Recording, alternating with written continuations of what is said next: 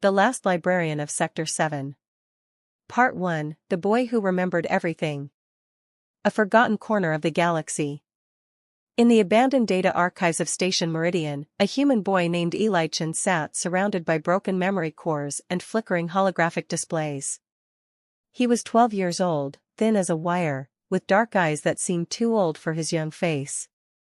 While other species viewed the crumbling archives as worthless junk from a failed era, Eli saw treasure. Station Meridian floated in the border regions between 3 different galactic territories. It had once been a thriving hub where dozens of species traded goods, information, and culture. But that was before the Great Silence, when an unknown catastrophe wiped out the communication networks connecting thousands of worlds. In the chaos that followed, Station Meridian became a forgotten backwater, populated mostly by refugees, criminals, and those with nowhere else to go. Eli had arrived on the station 5 years ago with his grandmother, Dr. Sarah Chen, one of Earth's leading xenolinguists. They had come to study the station's archives, which contained linguistic data from over 300 alien civilizations. But 6 months after their arrival, Dr. Chen had died suddenly from a disease the station's medical facilities couldn't treat. Eli had been alone ever since. The gift of perfect memory. Most humans forgot things. They misremembered conversations, lost track of details, confused one event with another. But Eli was different. He had what Earth doctors called hyperthymesia, the ability to remember everything he had ever experienced with perfect clarity. Every conversation, every page he read, every face he saw was permanently stored in his mind. On Earth, this gift had made him an outcast. Other children found him strange and unsettling. Teachers didn't know how to handle a student who could recite entire textbooks after reading them once. His parents had been frightened by his abilities, sending him to live with his grandmother, who was the only person who understood that his perfect memory wasn't a curse but a tool. Dr. Chen had taught Eli how to organize the vast amount of information in his mind, how to search through his memories like a database, how to make connections between seemingly unrelated facts. She had shown him that his gift could be used to preserve knowledge, to be a bridge between different ways of thinking. After her death, Eli had continued her work. He spent his days in the abandoned archives, reading everything he could find. Alien histories, scientific treatises, poetry, philosophy, technical manuals, he absorbed it all.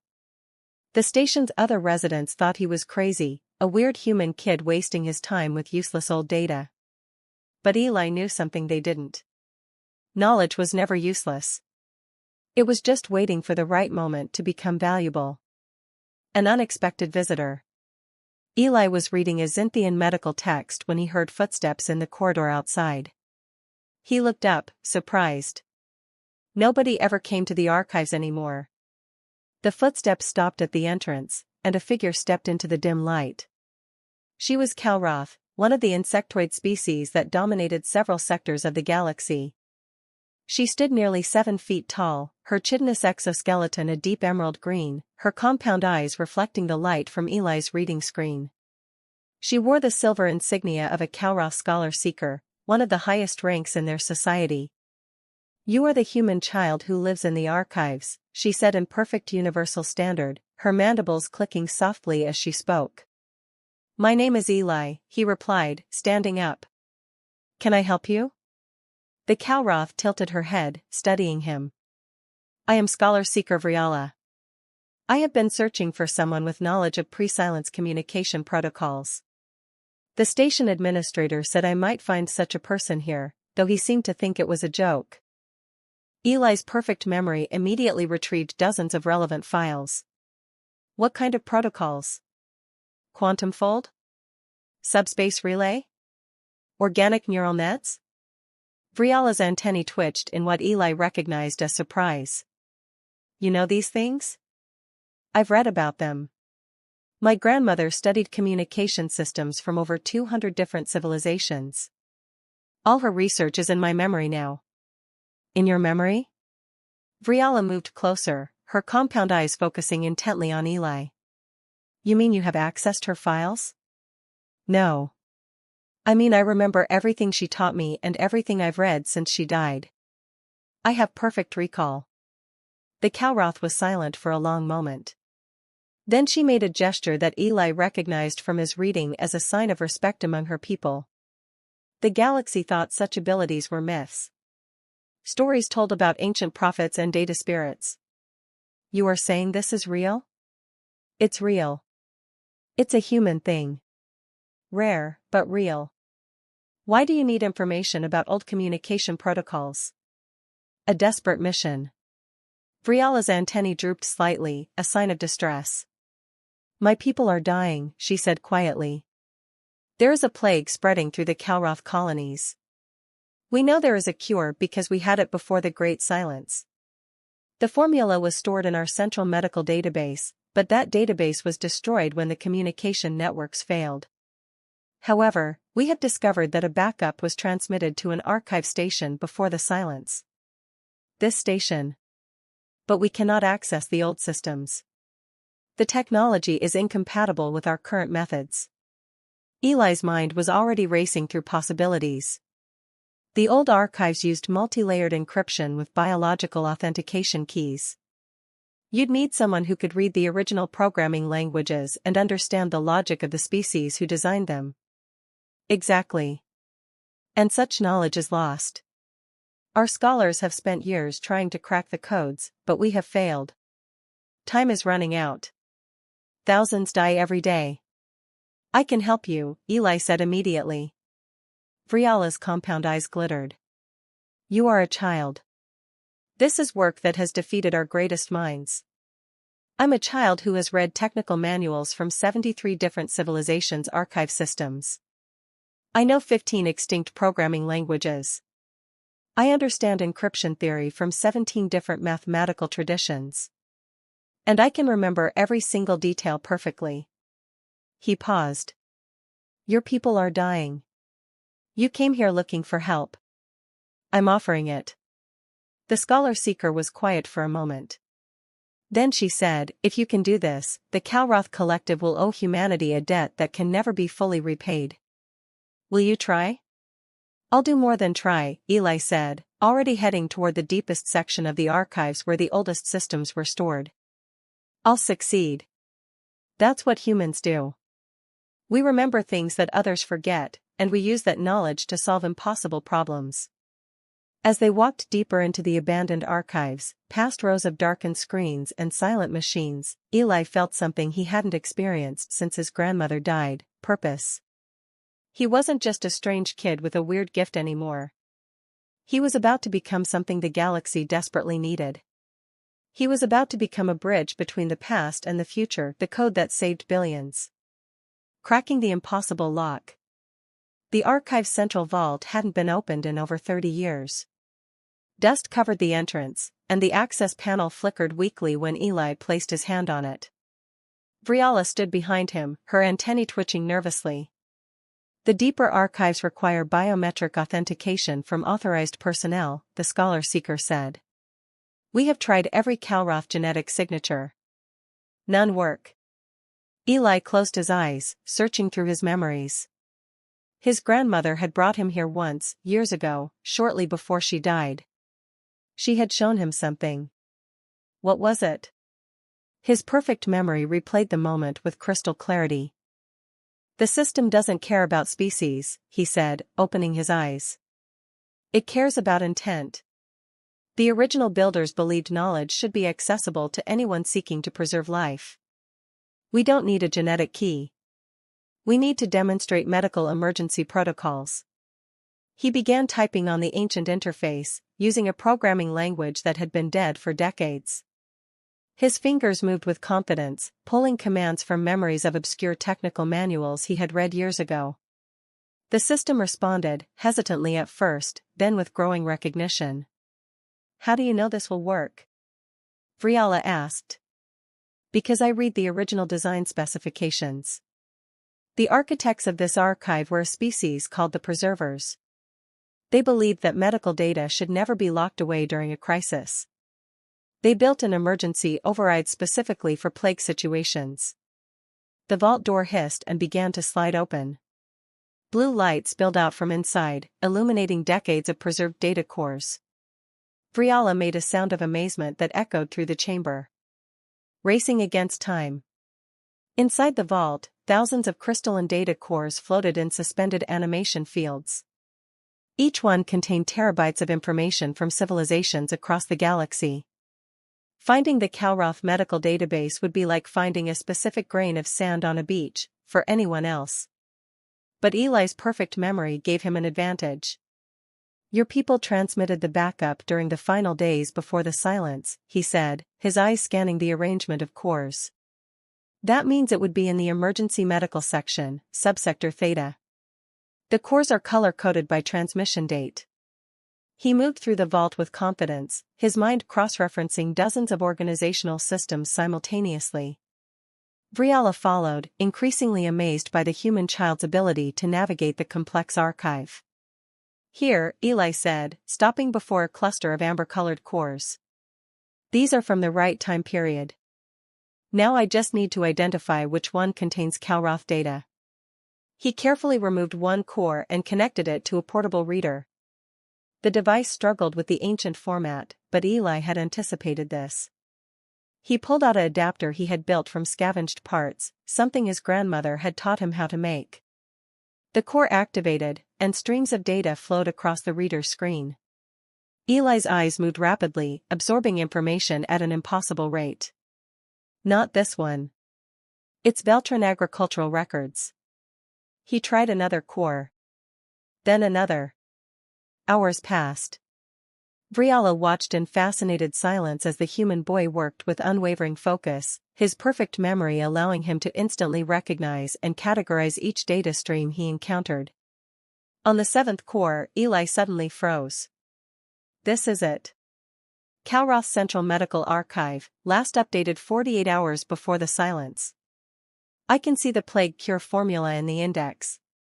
Can you extract it? Vriala's voice trembled with hope. The data is encrypted with a biological key sequence. I need to understand Kalroth genetic encoding to decrypt it. Eli turned to the scholar-seeker. Tell me about your people's DNA structure. Every detail you know. The bridge between worlds. For the next 3 hours, Vriala taught Eli everything she knew about Kalroth biology. The boy's perfect memory absorbed it all, the triple helix structure, the unusual base pair combinations, the way genetic information was stored in crystalline proteins. He asked questions that revealed an understanding beyond his years, making connections that even Kalroth scholars had never considered. Your genetic code is similar to the Beltran system I read about earlier, Eli said suddenly. There's a mathematical relationship.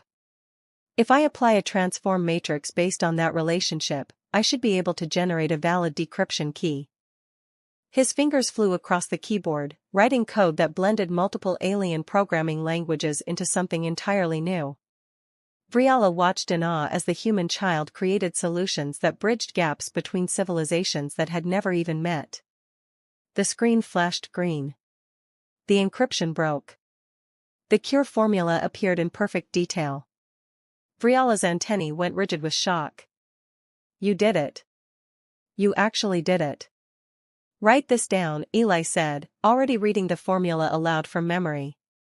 You'll need to synthesize 3 compounds and combine them in specific ratios. I can give you the exact measurements and procedures.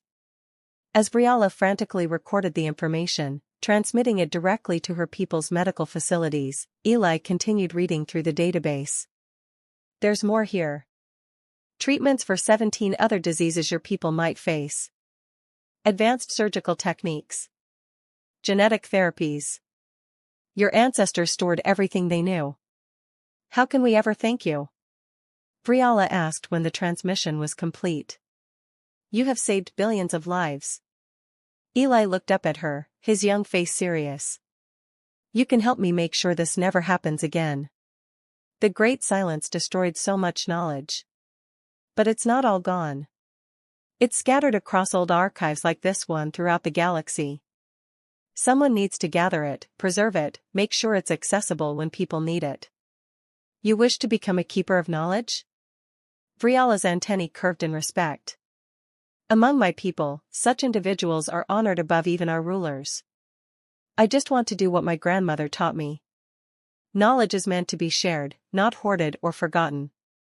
And humans, he smiled slightly, we're pretty good at remembering things. A new beginning. 3 days later, Eli stood in what had been the abandoned archives but was now bustling with activity. Vriala had returned with a team of Kalroth engineers and scholars.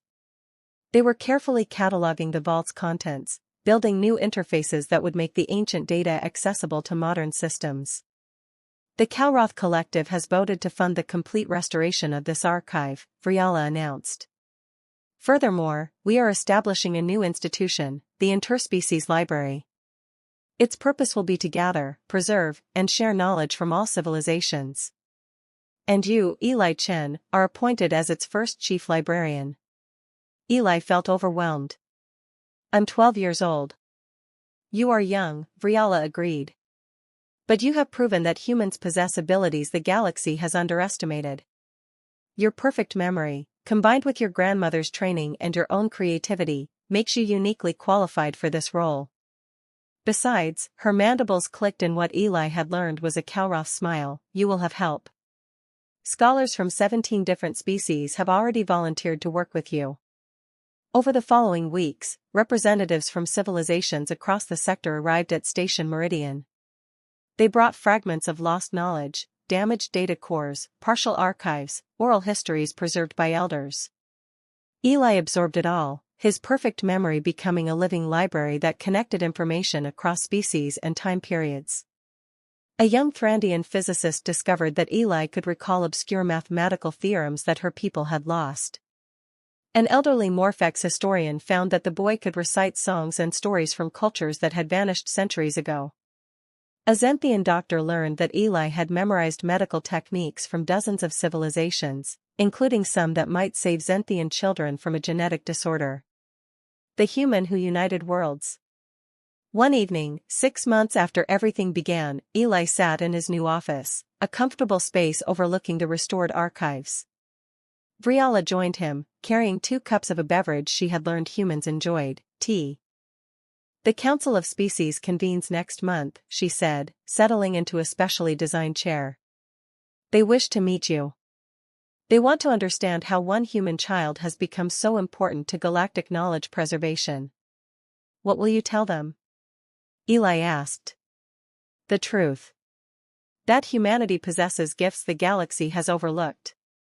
That your species' ability to adapt, to connect disparate ideas, to remember and synthesize information across cultural boundaries makes you invaluable. That we were fools to dismiss humans as primitive. Eli sipped his tea, thinking about his grandmother. She always said that every species has something unique to offer. Humans just happen to be good at holding on to information and finding patterns. We're natural librarians. You are more than a librarian, Eli. You are a bridge. Every piece of knowledge you preserve, every connection you make between different civilizations' discoveries, brings the galaxy closer together. You are healing wounds we didn't even know we had. As the stars glittered beyond the window, Eli thought about the future. The Great Silence had divided the galaxy, destroyed countless connections, erased so much knowledge. But slowly, piece by piece, he was helping rebuild those bridges. Not through military might or economic power, but through the simple act of remembering and sharing. That night, Eli updated his personal log, a habit his grandmother had taught him. He wrote about the 73 new data cores they had processed, about the Kalroth cure now saving millions of lives, about the species who were beginning to see humans not as weak or primitive, but as partners in preserving the galaxy's collective wisdom. And he wrote about hope. Because if one human child with a perfect memory could make such a difference, imagine what humanity could achieve when the galaxy finally understood what his species had to offer. The last librarian of Sector 7 had become the first bridge builder of a new galactic age. And his story was just beginning.